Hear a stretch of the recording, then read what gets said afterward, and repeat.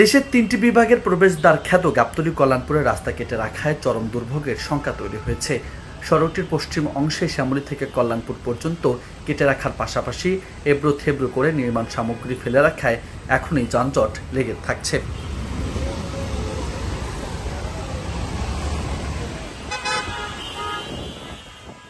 উনত্রিশ মার্চ সকালের দিকেও আসাদ গেট থেকে কল্যাণপুর পর্যন্ত যানজট দেখা গেছে। 4 লেনের সড়কটির একটি লেন কাটা, পাশে বালির স্তূপ ও অন্যান্য নির্মাণ সামগ্রীর কারণে আরেকটি লেনও বন্ধ হয়ে গেছে।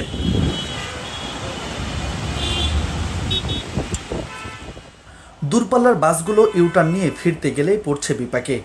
ঈদে ঘরে ফেরা মানুষের চাপ শুরু হলে পরিস্থিতি চরম অবনতির দিকে যাবে শঙ্কা করছে পরিবহন সংশ্লিষ্টরা। ঈদের ছুটিতে কাজ বন্ধ সহ নির্মাণ সামগ্রী সরিয়ে নেওয়ার দাবি পরিবহন সংশ্লিষ্টদের।